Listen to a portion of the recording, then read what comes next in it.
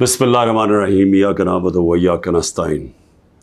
میرے پاکستانیوں، میں ابھی رات کے تقریباً 12 بجنے لگے ہیں، تو میں آپ کے سامنے صرف مختصر بات کرنا چاہتا ہوں، اور وہ بات ہے یہ جو سارا توشہ خانہ کا ڈرامہ چل رہا ہے۔ تو میں یہ واضح کر دوں کہ یہ ضروری آپ کا سمجھنا ہے کہ توشہ خانہ یہ ہے کیا۔ یہ توشہ خانہ 70 سال سے ایک ہی قانون بنا ہوا ہے توشہ خانہ کا، جو جس کو بھی تحفے ملتے ہیں 70 سال سے، چاہے prime minister, president, minister, army chief, وہ ساروں کا ایک ہی قانون ہے۔ اسی قانون کے مطابق جو بھی توشہ خانہ سے میں نے چیزیں لی، اس قانون کے مطابق چلا۔ اب یہ کیس جو توشہ خانہ کا چلنا شروع ہوا، یہ آپ کو سمجھنا چاہیے کہ اس کیس کے اوپر، یہ توشہ خانہ کیس کے اوپر میرے گھر کے اوپر حملہ ہوا۔ 4 دن پہلے پولیس پہنچ گئی کہ جی آپ نے وہ توشہ خانہ کا ایک میجسٹریٹ کے سامنے کیس سننے جانا ہے۔ 4 دن پہلے پولیس پہنچ گئی، اور یہاں پورا میرے گھر کے اوپر 26 گھنٹے اٹیک ہوا۔ مجھے جب 9 مئی کو غیر آئینی اور قانونی طور پہ اغوا کیا گیا اسلام آباد ہائی کورٹ سے، تو مجھے جب جیل میں لے گئے پولیس لائنز میں، وہاں مجھے ایک دم پتہ چلتا ہے کہ ایک جج صاحب، جج ہمایوں دلاور وہاں بیٹھے ہوئے ہیں، اور وہ آپ کے اوپر توشہ خانہ کے کیس کے اوپر کوئی کارروائی کرنا چاہتے ہیں۔ نہ میرا وکیل، نہ مجھے کیس کا پتہ، اور پتہ چلتا ہے کہ وہ ادھر آ کے میرے اوپر فرد جرم لگا کے چلے جاتے ہیں۔ فرد جرم لگا سکتے ہی نہیں جب تک کہ میرے اوپر، جب تک مجھے پوری طرح بتایا نہ جائے کہ وہ ہے کیا، میرے سامنے فرد جرم لگتا ہے یا میرے وکیل کے سامنے۔ جب ہمیں یہ پتہ چلا، اس سے اگلے دن ہم نے ریکیوزل کا کہا۔ ہم نے کہا جی ہمیں ان جج صاحب سے جس طرح انہوں نے کارروائی کی ہے، ہمیں کوئی انصاف کی توقع نہیں ہے۔ یہ 11 مئی کو ہم نے کیا۔ اس کے بعد بہرحال ایک پورا سلسلہ چلتا رہا، جس میں یہ واضح ہوتا گیا کہ ایک پلان بنا ہوا ہے کہ توشہ خانہ میں عمران خان کو ڈسکوالیفائی کرنا ہے۔ مجھے ایک سوال دیے گئے، 35 سوال دیے گئے، کویسچن جج صاحب نے کہ جی ان کے جواب دو۔ محرم کی چھٹیاں بھی تھی، خیر ہم نے بڑا زور لگا کے اس کا جواب تیار کیا۔ میں نے کوئی 1 گھنٹہ عدالت میں کھڑے ہو کے کل سارے سوالوں کا جواب دیا۔ انہوں نے 2 کوئی گواہ رکھے ہوئے تھے، سرکاری گواہ۔ کوئی بھی ایسی چیز نہیں تھی جو میں نے 35 سوالوں میں جواب نہیں دیے، ایک ایک چیز کا جواب دیا۔ اور ایک جگہ جو یہ بات کدھر پھنس رہی تھی جی، کہ آپ نے جی یہاں توشہ خانہ نہیں لکھا، یعنی ہم نے سارے پیسے سب ڈکلیئرڈ تھے، جتنے توشہ خانہ کے پیسے تھے بینک میں ڈکلیئرڈ تھے، وہ سارے میرے الیکشن کمیشن کے سامنے ڈکلیئرڈ تھے، وہ میں جو ایف بی آر تھی اس کے سامنے ڈکلیئرڈ تھی، ویلتھ ٹیکس میں ڈکلیئرڈ تھا، سب کچھ ڈکلیئرڈ ہے۔ ایک جگہ پہ کہتے جی یہ پیسہ تو ہے، لیکن یہاں اس کے اوپر توشہ خانہ نہیں لکھا۔ اب یہ میرے اکاؤنٹنٹ نے بھرا ہوا تھا، 40 سال سے میری وہی اکاؤنٹنگ فرم ہے۔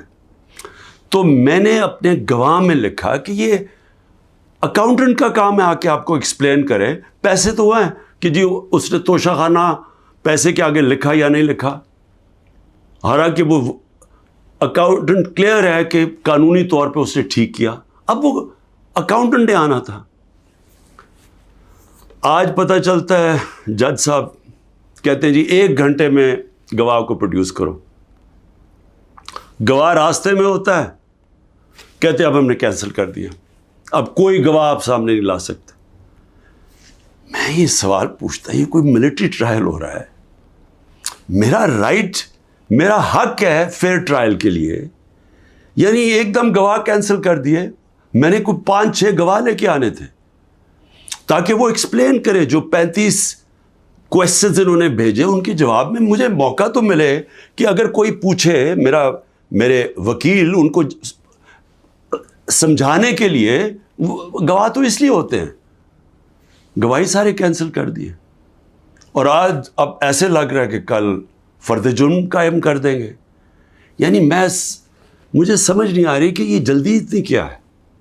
کیا کل 2 دن، آج گواہ آ جائے، کل گواہ آ جائے، اس کے بعد پھر آپ نے جج صاحب فیصلہ کرنا ہے وہ آپ نے کرنا ہے. لیکن مجھے تو موقع ملے کہ ہر دنیا میں ایک موقع ملتا ہے انسان کو فیئر ٹرائل کا، وہ مجھے موقع دینا چاہیے. اور ابھی سپریم کورٹ میں یہ بھی کہہ دوں کہ ہم نے ریکیوزل کا بھی ان جج صاحب کا کہا ہوا ہے کہ ہمیں ان کے اوپر اعتماد نہیں ہے.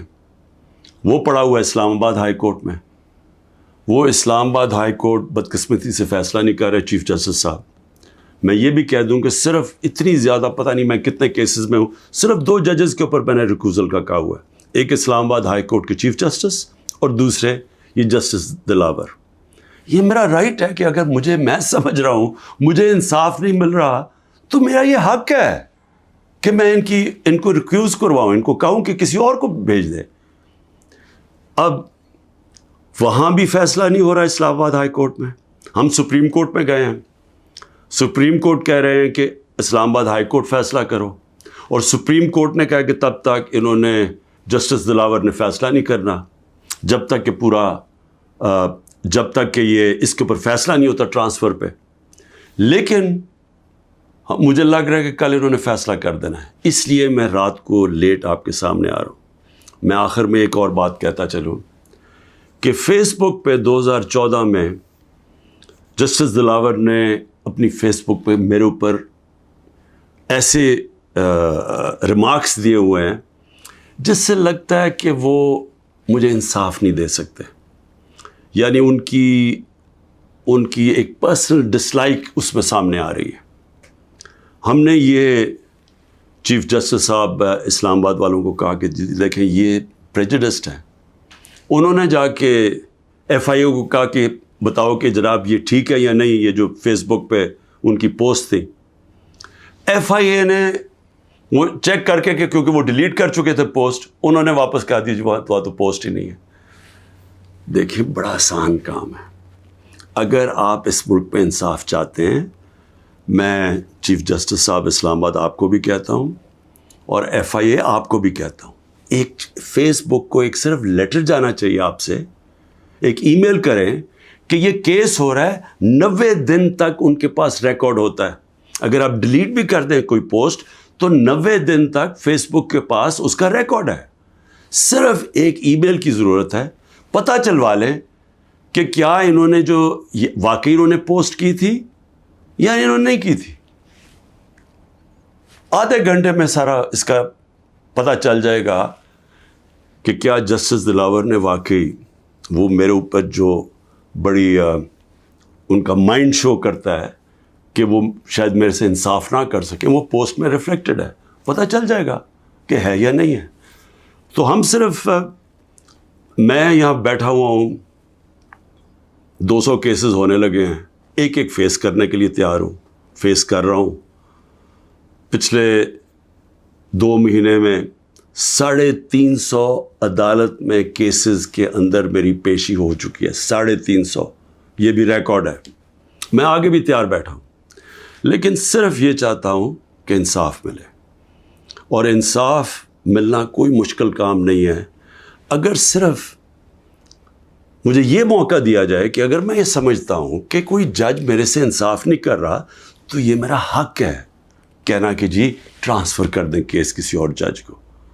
تو میں ابھی بھی امید رکھتا ہوں کہ کل فیصلہ کرنے سے پہلے اسلام آباد ہائی کورٹ اور سپریم کورٹ میری بات سنیں گے تاکہ مجھے فیئر ٹرائل مل سکے. شکریہ.